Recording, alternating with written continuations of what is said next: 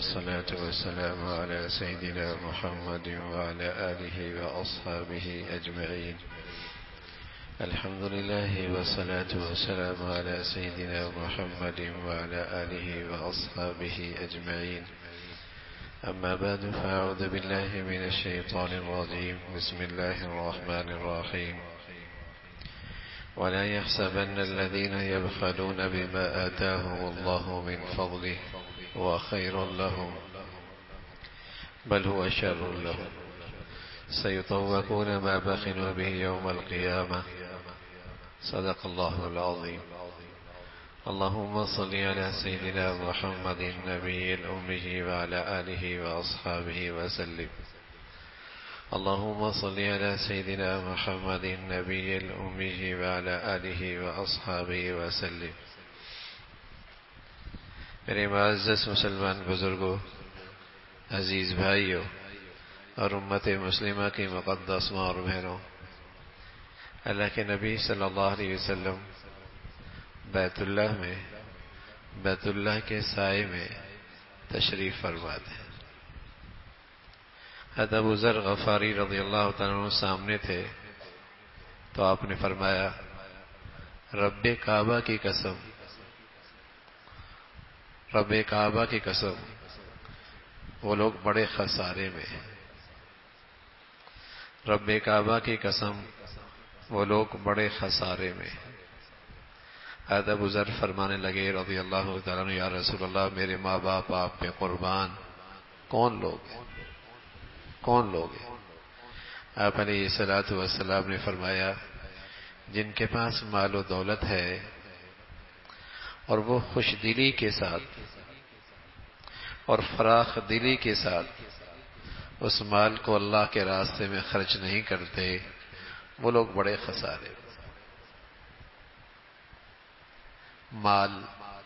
مال کی طلب، مال کی چاہت ہر آدمی کے دل میں ہے،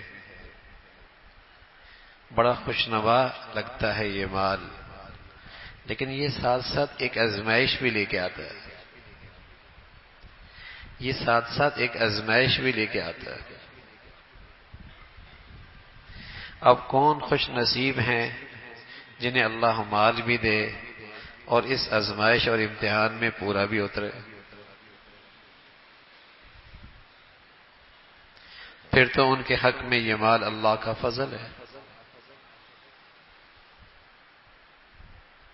پھر تو یہ مال ان کے حق میں بڑا انعام ہے۔ تو مال دیکھنے میں بڑا اچھا لگتا ہے اور آئے تو بڑی خوشی ہوتی ہے، لیکن وہ ایک آزمائش بھی ساتھ لے کے آتا ہے۔ کون ہے جو بخل سے محفوظ رہے؟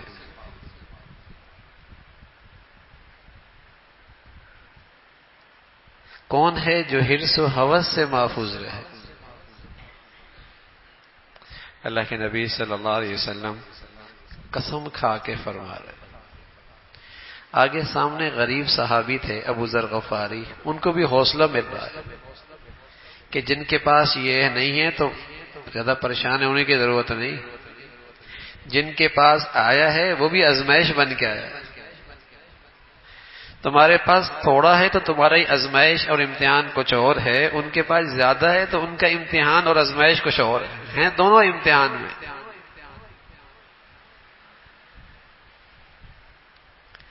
آزمائش دونوں کی ہے۔ تو جیسے بدن کے فرائض ہیں نا، ایسے مال کے بھی فرائض ہیں، اور مال کا سب سے بڑا فریضہ ہے زکوٰۃ کی ادائیگی، فریضہ زکوٰۃ۔ وَلَا يَحْسَبَنَّ الَّذِينَ يَبْخَلُونَ بِمَا آتَاهُمُ اللَّهُ مِنْ فَضْلِهِ هُوَ خَيْرًا لَهُمْ بَلْ هُوَ شَرٌّ لَهُمْ۔ جو اس مال کے اندر بخل کر رہا ہے، یہ نہ سمجھے کہ اس کے حق میں یہ بہتر ہے۔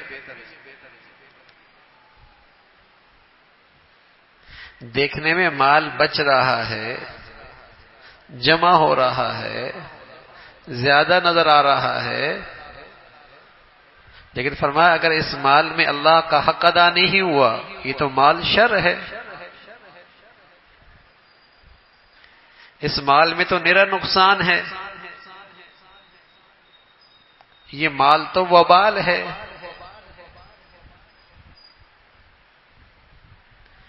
والذین یکنزون الذهب والفضة ولا ينفقونها في سبيل الله فبشرهم بعذاب أليم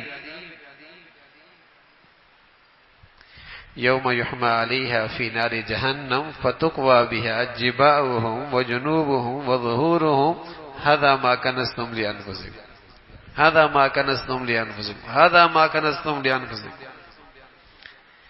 جو سونا اور چاندی اکٹھے کر رہے ہیں اور اس میں فریضہ زکوٰۃ ادا نہیں کرتے، ان کے لیے دردناک عذاب ہے۔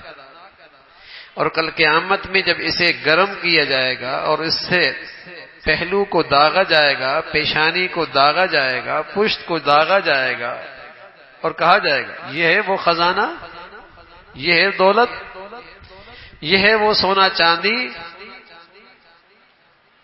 جنہیں تم جوڑ جوڑ کے رکھا کرتے تھے، محفوظ کیا کرتے تھے۔ ھذا ما کنزتم لانفسکم۔ اب اس جمع کرنے کی سزا چکھو تو وبال بنتا ہے۔ تو زکوٰۃ کا فریضہ بھی نماز کے فریضے کی طرح اپنے اندر ایک عظمت، اپنی شان، اپنی اہمیت رکھتا ہے۔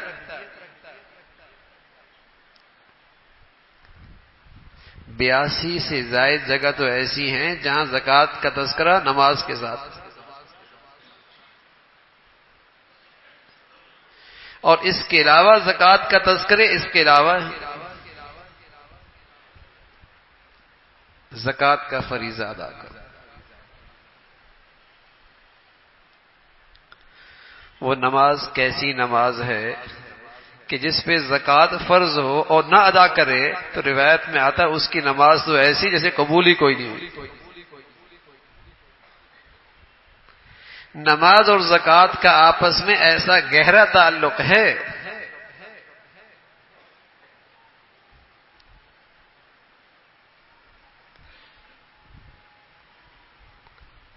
آپ علیہ الصلوۃ والسلام فرمایا کرتے تھے ایک وقت ایسا آئے گا لوگ زکوٰۃ کو ٹیکس سمجھیں گے، توان سمجھیں گے، بوجھ سمجھیں گے، عبادت نہیں سمجھیں گے، اپنی خوش نصیبی نہیں سمجھیں گے، اپنی سعادت نہیں سمجھیں گے کہ میرے نامہ اعمال میں یہ فریضہ بھی لکھا جا رہا ہے، الحمدللہ۔ بوجھ سمجھیں گے۔ صحابہ رضوان اللہ علیہم اجمعین بس اوقات مال اس نسبت سے اکٹھا کیا کرتے تھے کہ ہمارے نامہ اعمال میں بھی اس عبادت کا تذکرہ آ جائے، ورنہ انہیں مال جمع کرنے کا شوق کوئی نہیں تھا، لیکن یہ شوق تھا کہ میری نیکیوں میں یہ نیکی بھی لکھی جائے، یہ فریضہ بھی میری عبادات میں آ جائے۔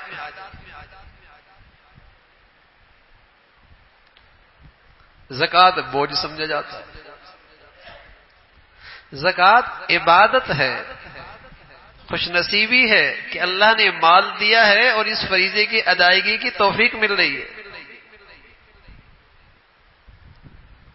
اس پہ تو شکر کرنا چاہیے،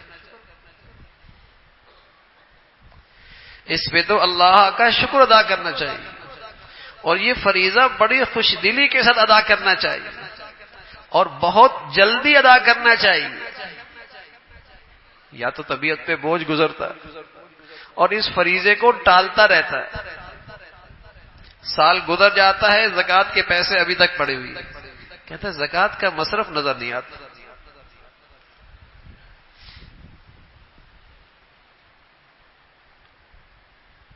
سال گزر جاتا ہے، خرچ کرنے کا مزاج نہیں، خوش دلی کے ساتھ سعادت سمجھ کے،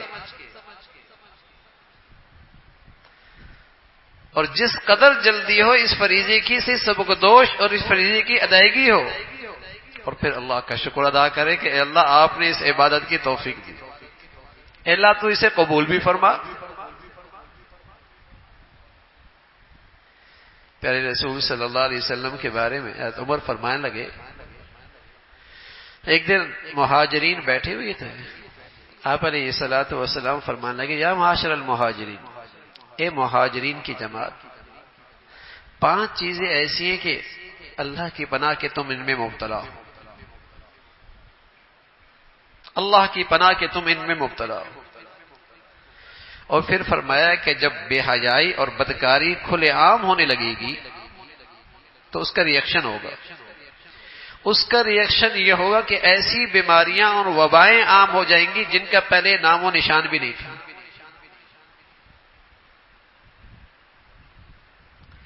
اور فرمایا جب تم ناپ تول میں کمی کرو گے، تمہارے بازاروں میں اور تمہارے کاروبار میں اور تمہاری تجارتوں میں دھوکہ ہونے لگے گا، ناپ تول میں کمی ہونے لگے گی، ملاوٹ ہونے لگے گی، حق پورے طور پہ نہیں دو گے تو اس کا ریئیکشن آئے گا۔ اللہ کے نبی فرمایا اس کا ریئیکشن یہ ہوگا کہ تم پر مشقت ہو جائے گی، معاشی تنگی ہو جائے گی، اور تم پر حکمرانوں کا ظلم مسلط ہوگا۔ کہتے ہیں ٹیکس زیادہ بڑھ گیا، بہت ہی بڑھ رہا ہے۔ فرمایا یہ ریئیکشن ہوگا۔ اور فرمایا جب تم زکاتیں روک کے رکھو گے، زکات ادا نہیں کرو گے، تو اللہ تعالیٰ اس کا نتیجہ کیا دیں گے، اس کا ریئیکشن کیا ہوگا، اللہ کی طرف سے کیا فیصلہ ہونے والا ہے، بتانے والے کون ہیں؟ محمد رسول اللہ۔ فرمایا اس کا ریئیکشن یہ ہوگا کہ رحمت کی بارشیں رک جائیں گی، رحمت کی بارشیں رک جائیں گی۔ اب جب ضرورت ہوتی تو کوئی نہیں ہوتی، اور جب نہیں ہوتی تو سب کچھ ملیے میٹ ہو جاتا۔ جب زراعت کا وقت ہوتا ہے، بیج ڈالنے کا وقت ہوتا ہے، کاشت کا وقت ہوتا ہے، بارش کوئی نہیں ہوتی۔ اور جب گندم پکی ہوتی ہے، اب سونے کا قطرہ بھی اچھا نہیں لگتا، اب بارش ہو گئی۔ عشر کوئی نہیں دیتے، زمینوں کا عشر کوئی نہیں دیتے، پیداوار کا عشر کوئی نہیں دیتے، زکوٰۃ کوئی نہیں نکالتے۔ سمجھتے ہیں بڑے ہوشیار ہیں، سب سمیٹ کے گھر لے گئے۔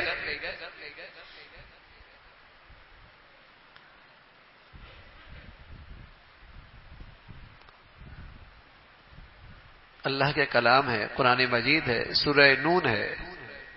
باپ بڑا سخی تھا، خرچ کرنے کا بڑا مزاج تھا۔ بیٹے آئے روشن خیال، بڑے سمجھدار،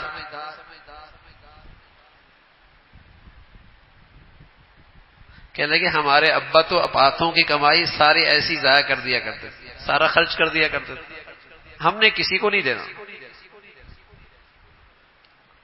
ہم اپنی پیداوار میں سے کسی کو نہیں دیں گے۔ تو قرآن مجید نے اس کا منظر ذکر فرمایا، صبح جب وہاں پہنچے تو اس باغ کا نام و نشان ہی کوئی نہیں رہا۔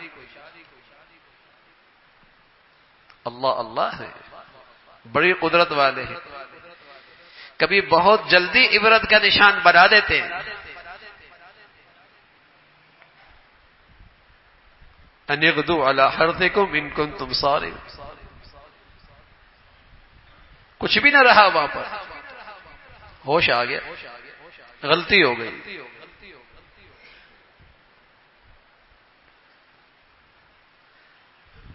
تو یوں نیکی ضائع، سب کچھ مال ختم ہو گیا۔ اللہ کے نبی صلی اللہ علیہ وسلم فرمایا کرتے تھے، اللہ کی پناہ، عمر فرمانے لگے اللہ کی پناہ، اللہ کے نبی نے بتایا کہ تم ان میں مبتلا ہو۔ بے حیائی، بدکاری جب کھلے عام ہو جائے، موذی بیماریاں، نہ سنی ہوئی بیماریاں، ان میں لوگ مبتلا ہوں گے۔ ناپ تول میں کمی کریں گے، تم پر مشقت، معاشی تنگی، حکمرانوں کا ظلم مسلط ہوگا۔ اور جب زکوٰۃ روک کے رکھو گے، رحمت کی بارشیں رک جائیں گی۔ پیارے رسول صلی اللہ علیہ وسلم نے فرمایا اگر جانور زمین پہ نہ ہوتے تو اللہ ایک قطرہ بھی بارش کا نہ دیتا، لیکن وہ بے قصور ہیں، پھر بھی کچھ نہ کچھ بارش ہوتی رہتی۔ اور فرمایا جب معاہدے عہد توڑا جائے گا، وعدے پورے نہیں کی جائیں گے، عہد شکنی ہونے لگے گی، تو اللہ تعالیٰ ان پہ ایسے لوگ مسلط کریں گے جو ان کا مال و جان سب کچھ لے کے اڑ جائیں گے، ظالم مسلط ہو جائیں گے، نہ جان محفوظ نہ مال محفوظ۔ اور فرمایا جب اللہ کے حکموں کے خلاف تمہارے ہاں فیصلے ہونے لگیں گے، تم خانہ جنگی کا شکار ہو جاؤ، آپس میں دستے گریبان ہوگے، باہمی قتل و غارت ہونے لگے گی۔ اب بتائیے ان 5 چیزوں میں سے کوئی ایسی چیز ہے جو نہ آئی ہو؟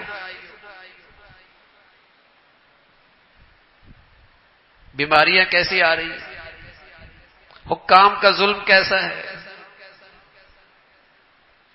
بارشیں کہاں رحمت کی آ رہی، ہر ایک اپنے مال کے بارے میں خوف زدہ، اور آپس میں قتل و غارت۔ تو جب 5 چیزیں ہوں گی تو 5 چیزوں کا ریئیکشن بھی تو ہوگا۔ کہنے والے اللہ کے نبی سچوں کے سچے، سچ کہہ رہے۔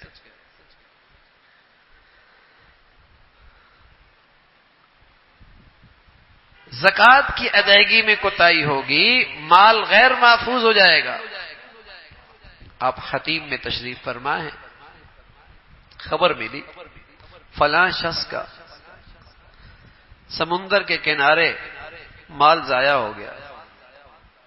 آپ علیہ الصلوۃ والسلام کو بتایا گیا، آپ نے قسم کھا کے فرمایا کہ خشکی میں اور تری میں مال ضائع نہیں ہوتا، ہاں زکوٰۃ کی ادائیگی ٹھیک نہیں ہوگی۔ حسنوا اموالکم بالزکاۃ، زکوٰۃ صحیح طور پہ ادا کرو، یہ تو ایسا ہے جیسے اپنے مالوں کو قلعوں میں محفوظ کرنا ہے۔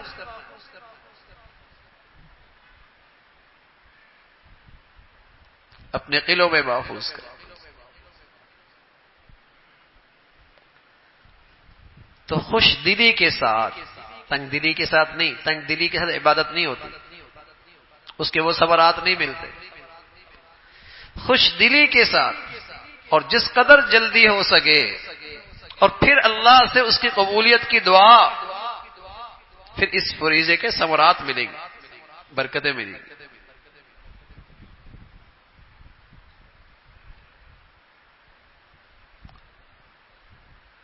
لوگ بہت سارے مسائل پوچھتے رہتے ہیں، طلاق کے پوچھ لیتے ہیں، خلا کے پوچھ لیتے ہیں، لیکن یہ نہیں پوچھتے کہ زکوٰۃ ہوتی کس چیز میں، بس دے رہے۔ بہت سارے لوگوں کو تو یہ بھی نہیں پتا کہ شریعت میں زکوٰۃ کا ایک دن مقرر ہے۔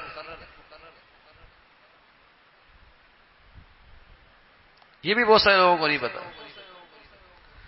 ہونا تو یہ چاہیے کہ جس دن وہ مالدار بنا وہ تاریخ کو لکھ لے اور ہر سال اسی تاریخ کے اپنی تمام مالیت کا حساب کرے، وہی اس کی زکوٰۃ کا دن ہے۔ لیکن بچیوں کے پاس مال آتا ہے، بڑوں کے پاس مال ہوتا ہے، کسی کو کچھ نہیں پتا ہوتا، ایسے ہی چل رہا ہوتا ہے۔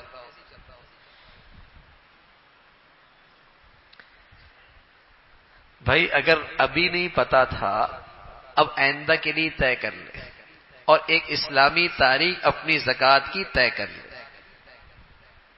کوئی بھی ایک زکوٰۃ کی تاریخ طے کر لے، اگر اب تک طے نہ کی تو جو ہوا اس پہ استغفار کرے۔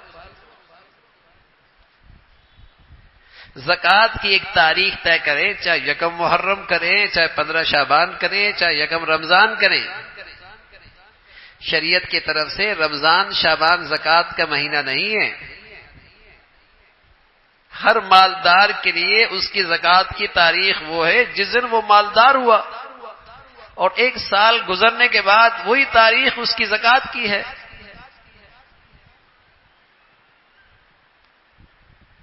نہیں مقرر کیا، اب مقرر کر لیں۔ اور جب زکوٰۃ کی تاریخ مقرر کر لی، مثلا 1 رمضان ہی کر لی، اب رمضان سے چند دن پہلے اپنی مالیت کا حساب کرے اور زکوٰۃ کن چیزوں پہ ہوتی ہے؟ سونا جس بھی حالت میں ہو اور کسی بھی مقصد کے لیے رکھا ہو، چاہے بچیوں کی شادی کے لیے رکھا ہو، چاہے ویسے ہی اکٹھا کر لیا ہو، چاہے یہ پہنتی ہو، چاہے اس نے کسی اور مقصد کے لیے اسے رکھا ہو، سونا، چاندی، نقدی اور تجارت کا سامان۔ تجارت کا سامان وہ کہلاتا ہے جو اس نے بیچنے کی نیت سے لیا اور بیچنے کی نیت سے رکھا ہوا۔ اگر یہ دونوں شرطیں نہیں پائی گئی یا ایک نہیں پائی گئی تو وہ تجارت کا سامان نہیں ہوگا۔ بیچنے کی نیت سے تو لیا تھا، لیکن اب بیچنے کی نیت ختم ہو گئی، اب خود استعمال کرنے کی نیت ہو گئی۔ گاڑی تھی، اب خود استعمال کرنے کی نیت ہو گئی، زکوٰۃ نہیں ہوگی۔ بیچنے کی نیت سے تو نہیں لیا تھا، ابا نے دی تھی، اب نیت ہو گئی بیچنے کی، اب بھی اس گاڑی پہ زکوٰۃ نہیں۔ بیچنے کی نیت سے لیا اور بیچنے کی نیت سے رکھا ہوا، چاہے وہ زمین ہے، چاہے وہ فلیٹ ہے، چاہے وہ دکان ہے، چاہے وہ گاڑی ہے، کوئی بھی چیز ہے، فیکٹری بیچنے کی نیت سے نہیں رکھی جاتی، کام کرنے کی نیت سے۔ فیکٹری پہ زکوٰۃ نہیں، کارخانے پہ زکوٰۃ نہیں۔ ہاں، کارخانے اور فیکٹری میں جو چیز اندر پڑی ہے وہ بیچنے کی نیت سے لی اور بیچنے کے لیے رکھی، اس پہ زکوٰۃ ہے۔ سونا ہے، چاندی ہے، نقدی ہے، تجارت کا سامان ہے، اور تجارت کے سامان کی آج کیا ویلیو ہے، یہ نہیں کہ کس قیمت پہ خریدا تھا، نہیں، کس قیمت پہ آج بکے گا۔ اب یکم رمضان میری تاریخ ہے زکوٰۃ کی، اب ان تمام چیزوں کا میں نے ٹوٹل کر لیا، 3-4 دن لگ گئے، مالیت بہت زیادہ ہے۔ اب یکم رمضان میرا سارا حساب پورا ہو گیا اور پتہ چلا کہ میری مالیت 1 کروڑ تھی مثلا، اب زکوٰۃ آئے گی 2.5 لاکھ روپے، 2.5 لاکھ کی زکوٰۃ۔ اب جس قدر جلدی ہو سکے اس زکوٰۃ کو ادا کریں، اور اس کی بھی اچھی صورت ہے کہ تاریخ تو یکم رمضان تھی اور میں نے 6 مہینے پہلے سے زکوٰۃ دینا شروع کر دی، اور جب یکم رمضان آیا تو پتہ لگا کہ میری زکوٰۃ بنتی تھی 2.5 لاکھ، 2 لاکھ تو دے چکا، جلدی سے 50,000 دے کر اس فریضے کی ادائیگی سے صبح کو دوش ہو جائے۔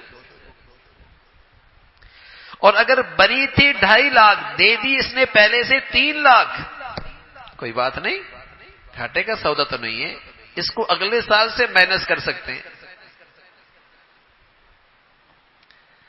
لیکن یہ خطرے کی بات ہے کہ زکوٰۃ بنی 10 لاکھ روپے، ٹوٹل اتنا تھا اور دنیا سے چلا گیا، زکوٰۃ پڑی رہ گئی۔ ارے میاں، وہ مال اللہ کی نعمت تھی، آج تیرے لیے وبال بن گیا، دے دیتا زندگی میں، پیچھے کون پوچھتا ہے؟ اور زندگی کا تو پتہ کوئی نہیں، پانی کا بلبلہ ہے، کسی وقت بھی پھٹ جائے۔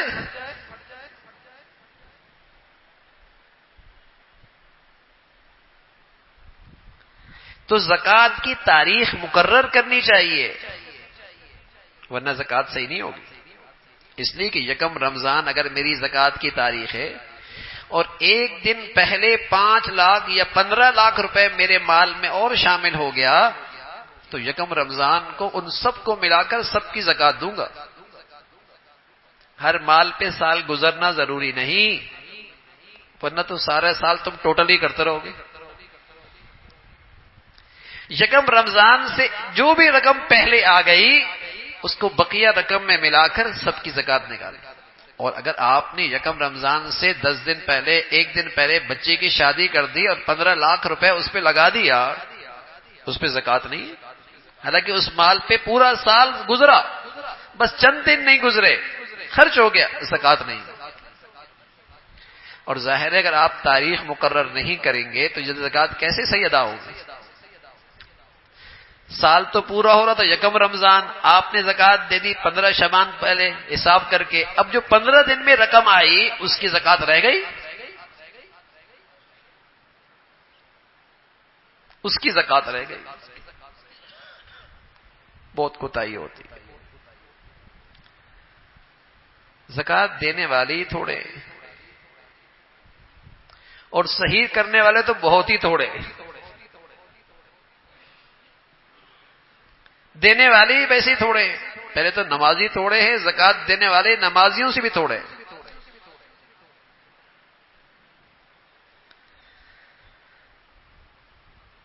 پوچھتے بھی نہیں کہ شریعت میں زکوٰۃ کا نصاب کیا ہے، کہ ہو سکتا ہے میری بیٹی ابھی جوان ہوئی ہے، اس کے پاس اتنا سونا ہو کہ اس پہ زکوٰۃ فرض ہو، 2-3 انگوٹھیاں بھی ہوں، اتنا سونا بھی ہے اور ساتھ تھوڑا بہت پیسہ بھی ہے، تو زکوٰۃ فرض ہو جائے گی۔ اس لیے کہ 52.5 تولہ چاندی کے بقدر اگر نقدی اور سونا دونوں مل گئے، زکوٰۃ فرض ہو جائے گی۔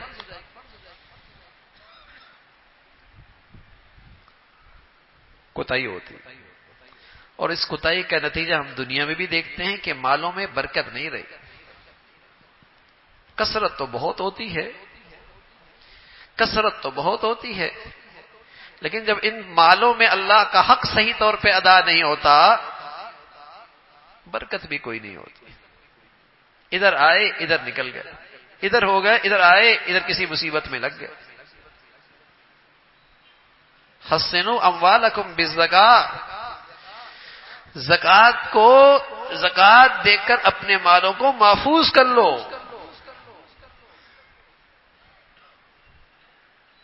پھر ظاہر ہے زکوٰۃ ایک فریضہ ہے، زکوٰۃ ایک بڑھیا عبادت ہے، یہ ڈونیشن نہیں ہے کہ جس کو مرضی دے دیں، یہ ڈونیشن نہیں ہے کہ ہندو پہ بھی لگ جائے، سکھ پہ بھی لگ جائے، عیسائی پہ بھی لگ جائے، غیر مسلم پہ بھی لگ جائے، ایسا نہیں ہے۔ یہ زکوٰۃ کا فریضہ ہے، یہ غیر مسلم پہ نہیں لگتا، غیر مسلم کا اس سے علاج نہیں ہو سکتا، اگرچہ وہ ضرورت مند ہے، غیر مسلم کو دوائیاں نہیں دے سکتی، اگرچہ وہ غیر محتاج ہے، اس کے لیے دوسری رقم ہے۔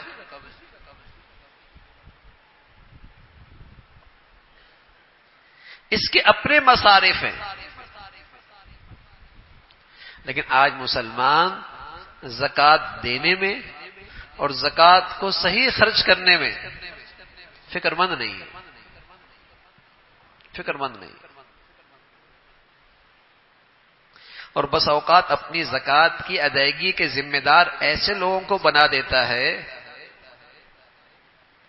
اور ایسے لوگوں کو وکیل بنا دیتا ہے اور ایسے اداروں کو دے دیتا ہے جو خود دین کے لحاظ سے 100% فارغ ہوتے۔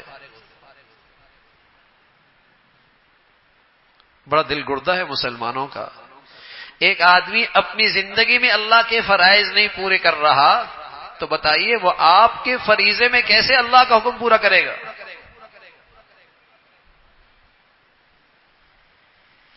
ایک آدمی کو اپنی زندگی میں اللہ کے حکموں کا اہتمام نہیں، تو وہ آپ کے مال میں اللہ کے حکموں کا اہتمام کیسے کرے گا؟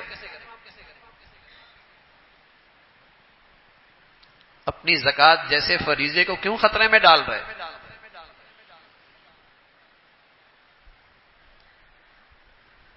صرف زکوٰۃ نکالنا کافی نہیں، نکال دی میں نے زکوٰۃ، یہ عبادت ہے، اس کی بھی فکر کرنی ہے کہ میری زکوٰۃ صحیح مصرف میں جائے،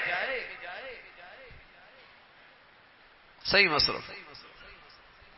ہاں، زکوٰۃ کا مصارف کے آداب ہیں جس سے زکوٰۃ کی برکتیں بڑھ جاتی۔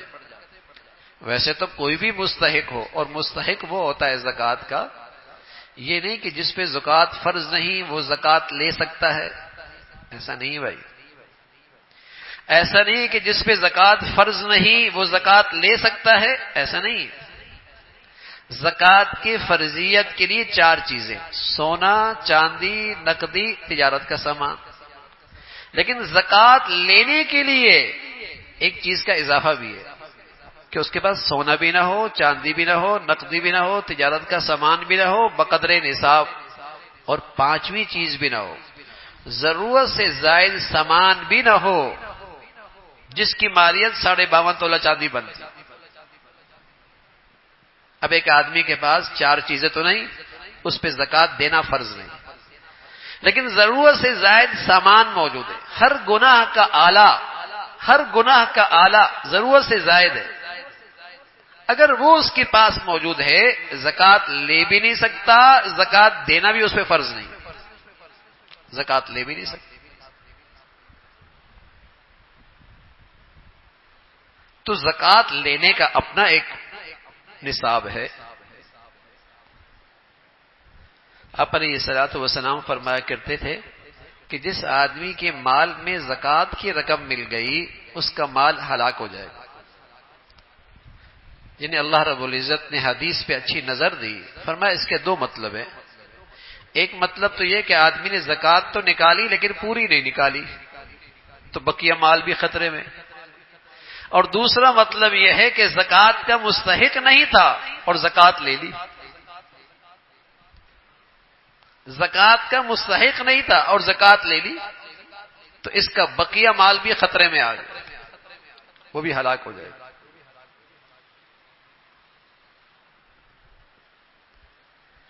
تو زکوٰۃ لینے کا اپنا مصرف ہے، اس کے اپنے مصارف ہیں کہ وہ بھی صحیح جگہ خرچ ہو، مال حلال ہونا، اور حلال مال کے ساتھ نیت بھی ٹھیک ہو، اور نیت کے ٹھیک ہونے کے ساتھ ساتھ مصرف بھی ٹھیک ہو۔ حرام مال کی زکوٰۃ نہیں ہوتی، کتنی بھی اچھی نیت کیوں نہ ہو۔ زکوٰۃ کا مال تو حلال ہے، نیت بھی ٹھیک ہے، لیکن جس مصرف میں خرچ کر رہا ہے وہ بڑا بنجر ہے، بڑا بنجر ہے، بے نمازی ہے، زندگی گناہوں میں،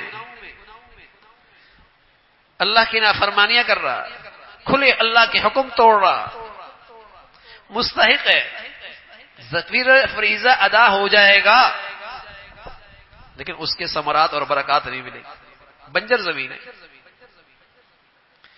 اور ایک یہ کہ بیج ڈالا ایسی زمین پہ جو زمین بڑی زرخیز ہے، سبحان اللہ، اس ایک دانے سے ہزاروں دانے مل جائیں گے، سینکڑوں دانے نکلیں گے۔ ایسی زکوٰۃ کو ایسے مصارف میں خرچ کرنا چاہیے جس کا ثواب بڑھ جائے۔ رسول اللہ صلی اللہ علیہ وسلم فرمایا کرتے تھے لا یاکل طعامک الا تقی، تمہارا کھانا پرہیزگار آدمی کھائے، ضرورت مند اگر چرسی ہے تو جائز تو وہاں بھی کھا سکتا ہے، لیکن متقی آدمی کھائے گا ضرورت مند، اس کا ثواب کئی گنا بڑھ جائے گا، اس کا اجر و ثواب کئی گنا بڑھ جائے گا۔ لا یاکل طعامک الا تقی، پرہیزگار آدمی تمہارا کھانا کھائے۔ تو میری زکوٰۃ کہاں خرچ ہو رہی ہے؟ قرآن مجید نے بتایا للفقراء الذین احصروا فی سبیل اللہ لا یستطیعون ضربا فی الارض یحسبهم الجاہل اغنیاء من التعفف تعرفهم بسیماهم لا یسألون الناس الحافا۔ تمہاری زکوٰۃ کا بہترین مصرف یہ ہے، ضرورت مند تو ہیں لیکن بیکاری نہیں ہے، اپنی محتاجی کا اظہار نہیں کرتے، لوگوں کے سامنے بھیک نہیں مانگتے، اور خود کماتے اس لیے نہیں کہ اللہ کے دین کے کاموں نے انہیں مشغول کر رکھا ہے، اللہ کے دین کے کاموں نے انہیں مشغول رکھا ہے، اور لپٹ لپٹ کے لوگوں سے بھیک بھی نہیں مانگتے۔ ان کی اس استغنا کی وجہ سے لوگ سمجھتے ہیں یہ بڑے امیر ہیں، حقیقت میں بڑے بڑے ضرورت مند ہوتے ہیں، حقیقت میں وہ بڑے ضرورت مند ہوتے ہیں۔ تو اللہ رب العزت فرمایا یہ بہترین مصرف ہے۔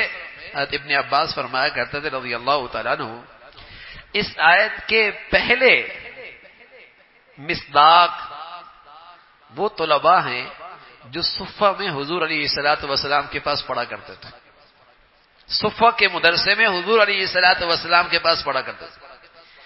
دین کے علوم کی تعلیم نے انہیں مشغول کر رکھا تھا، کماتے نہیں تھے لیکن کسی کے سامنے اپنے محتاجی کا اظہار بھی نہیں کرتے تھے، لوگوں سے لپٹ لپٹ کے مانگتے بھی نہیں تھے،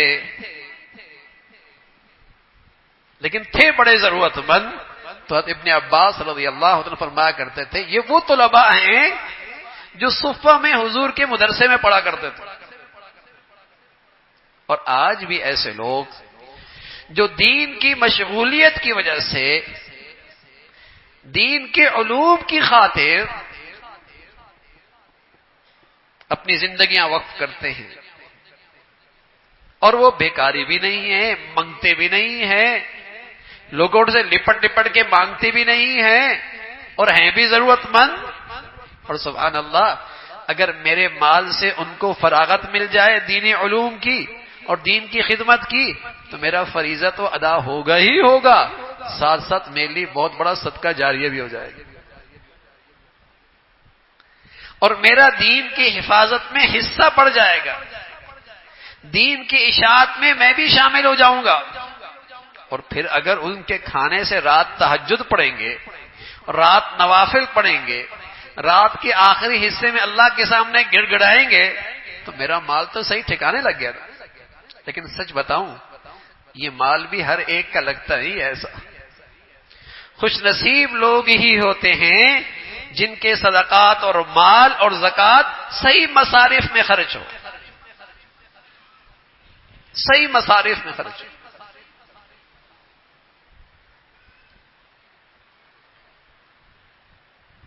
تو فریضہ زکوٰۃ اس کی ادائیگی ٹھیک ہو، ادائیگی ٹھیک، اور اس کا اہتمام ہو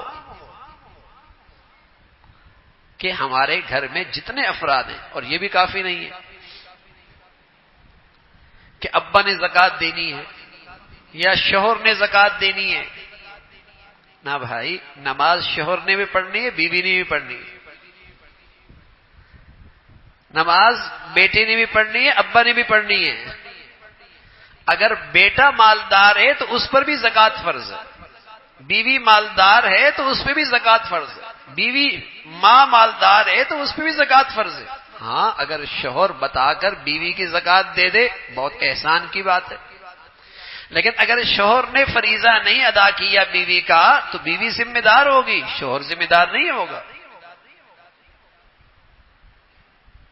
بیٹا ذمہ دار ہوگا، باپ ذمہ دار نہیں ہوگا اگر اس کے پاس مالیت موجود ہے. اور اگر ہے ہی سب کچھ باپ کا، بیٹے کے پاس اتنی جیب خرچی جمع ہی نہیں ہوئی، اتنے وسائل ہیں ہی نہیں کہ وہ امیر ہو، تو پھر ٹھیک ہے باپ کی زکوٰۃ ہے. لیکن اگر بیٹی کے پاس بھی سونا ہے، اماں کے پاس بھی سونا ہے، بیوی کے پاس بھی سونا ہے، اور اس کی مالیت 52.5 تولہ چاندی بنتی ہے، تو صرف ابا کی زکوٰۃ ادا کرنے سے سب کی زکوٰۃ ادا نہیں ہوگی، جیسے صرف ابا کی نماز پڑھنے سے سب کی نماز ادا نہیں ہوتی، اور ابا کے روزہ رکھنے سے سب کے روزے ادا نہیں ہوتے. یہ مال کے معاملے میں عجیب سوچ ہے. نماز کے بارے میں تو سب سمجھتے ہیں ہر ایک کی نماز فرض ہے، روزے کے بارے میں سب سمجھتے ہیں ہر ایک پہ، لیکن جہاں مال کی بات آتی ہے وہ سمجھتے ہیں ابا کی طرف سے سب کچھ ادا ہو گیا، ابا نے قربانی کر دی سب کی قربانی ہوگی، ابا نے صدقہ دے دیا سب کے صدقے ہو گئے، ابا نے زکوٰۃ دے دی سب کی زکوٰۃ ادا ہو گئی.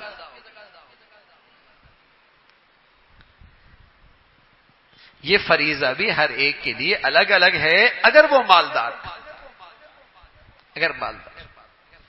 اور آپ علیہ الصلوۃ والسلام فرمایا کرتے تھے مال کو میں بخل نہ کرو، یہ بدترین بخل ہے کہ فریضہ زکوٰۃ بھی ادا نہ ہو. یہ مال کل اژدہا بنے گا.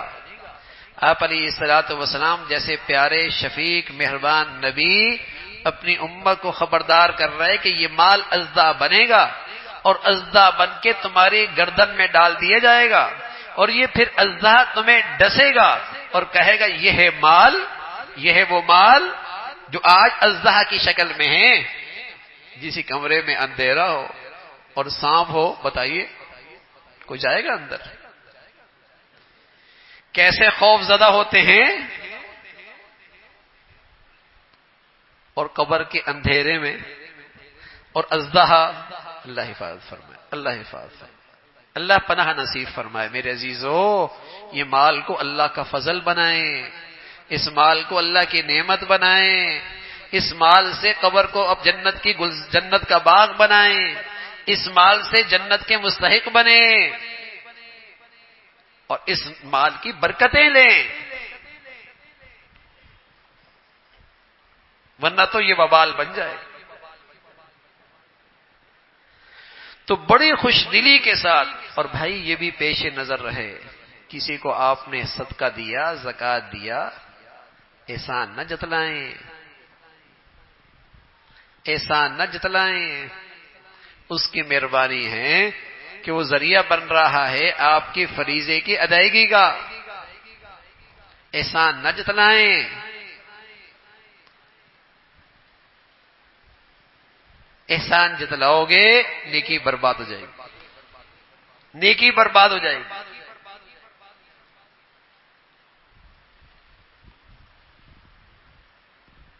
تو یہ فریضہ ہے میرے عزیزو، اس کا اہتمام ہو، اس کے لیے ضرور ایک اسلامی تاریخ مقرر ہو، اس کا صحیح حساب ہو، اندازے کے ساتھ نہیں، اپنی طرف سے پورا حساب کر کے پھر کچھ زیادہ دے دیں اچھی بات ہے، کچھ زیادہ دے دیں اچھی بات ہے، اور اگر پہلے سالوں کی زکوٰۃ رہ گئی اس کا بھی حساب کر کے زکوٰۃ دے۔ ایک پرچہ بھی بنا ہوا ہے ہمارے ہاں، غالباً آپ کو وہاں مکتبہ سے مل بھی جائے گا، زکوٰۃ کیسے ادا کرتے ہیں اور کن کن چیزوں پر زکوٰۃ ہے، پورا ایک پرچہ الحمدللہ وہاں موجود ہے، انشاءاللہ اس سے بھی آپ کو رہنمائی ملے گی۔ اور پھر بھی اگر کچھ غلط فہمی ہو تو علماء سے پوچھیں، مفتیان اکرام سے رہنمائی لیں، فریضہ ہے، اس فریضے میں کوتاہی نہیں رہنی چاہیے، یہ فریضہ ہے، یہ اچھی طریقے سے ادا ہونا ضروری ہے۔ جب کسی مسلمان پہ کوئی چیز فرض ہو جائے نا تو اس کے مسائل اتنا سیکھنا فرض ہو جاتا ہے جس سے وہ فریضہ صحیح طور پہ ادا ہو۔ جب مسلمان پہ کوئی فریضہ فرض ہو جاتا ہے اس کے لیے اتنے مسائل سیکھنا پوچھنا ضروری ہو جاتا ہے جس سے اس کا وہ فریضہ صحیح طور پہ ادا ہو۔ یہ کوئی عذر نہیں ہے کہ مجھے پتہ ہی نہیں تھا، کاروبار کے بارے میں تو بہت جانتا ہے، گاڑی کے بارے میں تو بہت جانتا ہے، دکان پہ کھڑا ہو اور کوئی آدمی مانگے کہ یہ چیز چاہیے تو فوراً انگلی کہاں جاتی ہے؟ جہاں وہ چیز پڑی ہوتی ہے۔ وہ تو بہت ہوشیار ہے، ساری گڑی کھول لیتا ہے اور پھر جوڑ دیتا ہے، وہاں تو بڑا دماغ چلتا ہے۔ تو یہ تو کوئی عذر نہیں کہ مجھے نہیں پتا تھا، اللہ نے دنیا میں بھیجا ہی اس لیے ہے کہ اس کے فرائض پورے ہوں اور ان کے فرائض سیکھے جائیں۔ جہالت عذر نہیں ہے، ہاں بھول عذر ہے۔ ایک آدمی کو پتا ہے کہ شریعت میں یہ آدمی زکوٰۃ کا مستحق ہے، اپنی طرف سے پوری کوشش کر لی، پتا ہے کہ زکوٰۃ کا یہ مستحق ہوتا ہے، اور زکوٰۃ کا مستحق کون ہوتا ہے یہ بھی اسے پتا ہے۔ پھر ایک آدمی کو زکوٰۃ دے دی، بعد میں پتہ لگا وہ تو زکوٰۃ کا مستحق نہیں تھا، شریعت کہتی ہے بھول ہو گیا کوئی بات نہیں، زکوٰۃ ادا ہو گئی۔ لیکن اگر اسے پتہ ہی نہیں کہ زکوٰۃ کا مستحق ہوتا کون ہے اور امیر کو زکوٰۃ دے دی غریب سمجھ کے، تو جہالت معاف نہیں، یہ جہالت ہے، یہ جہالت ہے، جہالت معاف نہیں ہے، جہالت معاف نہیں، بھول معاف ہے۔ تو میرے عزیزو، اللہ رب العزت نے مال دیا ہے، مال بھی اللہ کی بڑی نعمت ہے، اور یہ مال کا فریضہ ادا کریں گے تو انشاءاللہ اس کی برکتیں، اس کے اندر جو اللہ نے خیر رکھی ہے، اپنا فضل رکھا ہے، دنیا آخرت میں یہ اللہ کا فضل کام آئے گا۔ اللہ تعالی عمل کی توفیق نصیب فرمائے۔ وآخر دعوانا الحمدللہ رب العالمین۔ اللهم لك الحمد كله ولك الشكر كله، اللهم لك الحمد كله ولك الشكر كله، اللهم إنا على ذكرك وشكرك وحسن عبادتك، اللهم إنا على ذكرك وشكرك وحسن عبادتك، لا إله إلا الله الحليم الكريم، سبحان الله رب العرش العظيم، نسألك موجبات رحمتك وعزائم مغفرتك والغنيمة من كل بر والسلامة من كل إثم. اللهم لا تدع لنا ذنبا إلا غفرته ولا هما إلا فرجته ولا حاجة هي لك رضا إلا قضيتها یا ارحم الراحمین. یا ارحم الراحمین، جو کچھ کہا سنا عمل کی توفیق نصیب فرما، ایمان والی، عافیت والی، صحت والی زندگی عطا فرما. اے مولا کریم، جسمانی طور پہ، مالی طور پہ جو فطر فرائض ہیں، جو حقوق ہیں، ادائیگی کی توفیق عطا فرما، ادائیگی میں آسانیاں فرما. جو کمیاں کوتاہیاں ہوئیں اپنی رحمت سے معاف فرما، ہماری غفلتوں کو معاف فرما. اے مولا کریم، تمام حاضرین حاضرات، سامعین سامعات کی تمام جائز حاجات کو پورا فرما، مشکلات کو آسان فرما، پریشانیوں کو ختم فرما. اپنے فضل سے بری زندگی سے، بری موت سے، برے حالات سے محفوظ فرما. یا ارحم الراحمین، پورے دین پہ چلنا آسان فرما. گناہوں کے گندگیوں سے ہمارے بچے بچیوں کی حفاظت فرما. اپنے فضل سے، اپنے کرم سے مولا کریم لقمہ حلال عطا فرما. برکت والی زندگی، برکت والی روزی نصیب فرما. موذی امراض سے، ہسپتالوں کی زندگی سے، ناگہانی آفات سے محفوظ فرما. یا ارحم الراحمین، اپنے بچے بچیوں کے لیے تعلیم، تربیت، زندگی کے صحیح فیصلے کرنے کی توفیق عطا فرما. ہمیں اپنے بڑوں کے لیے صدقہ جاریہ بنا، ہماری اولادوں کو ہمارے لیے صدقہ جاریہ بنا. ہمیں اپنے بڑوں کو اپنی نیکیوں میں یاد رکھنے کی توفیق عطا فرما، ہماری اولادوں کو اپنی نیکیوں میں ہمیں یاد رکھنے کی توفیق عطا فرما. اے مولا، اولادوں کے آزمائشوں سے محفوظ فرما، پوری امت کے حال پہ رحم فرما. مسلمانوں میں باہمی اتفاق و اتحاد نصیب فرما. نفرتوں کی جتنی شکلیں ہیں اہل اسلام کو اس سے محفوظ فرما. اے مولا کریم، ہمارے ملک کو سلامتی عطا فرما، استحکام عطا فرما. ہم سب کے حال پہ رحم فرما، ہمارے شہر پہ رحم فرما، پوری امت مسلمہ کے حال پہ رحم فرما. اے مولا کریم، رمضان کی مقدس گھڑیاں ایمان عافیت کے ساتھ ہم سب کو نصیب فرما. اے مولا، جن کیفیات کے ساتھ اور جن اعمال کے ساتھ آپ ہمیں رمضان میں دیکھنا چاہتے ہیں اس کی توفیق نصیب فرما. اے مولا، یہ آنے والی گھڑیاں ہمارے لیے اور پوری امت کے لیے اے اللہ رحمت کا ذریعہ بنا، بخشش کا ذریعہ بنا، فلاح اور کامیابی کا ذریعہ بنا، عزت اور سعادت کا ذریعہ بنا. اے مولا کریم، رمضان کی گھڑیوں کی مسلمانوں کو صحیح قدردانی نصیب فرما. اے مولا، اپنے فضل سے جیسے آپ کے پیارے بندے رمضان کی گھڑیوں میں جن کیفیات اور صفات کے ساتھ اے اللہ اس رمضان کو گزارتے ہیں، ہمیں بھی اس کی توفیق نصیب فرما. ربنا تقبل منا انك انت السميع العليم وتب علينا انك انت التواب الرحيم. وصلى الله على سيدنا محمد وعلى آله وأصحابه أجمعين برحمتك يا رب.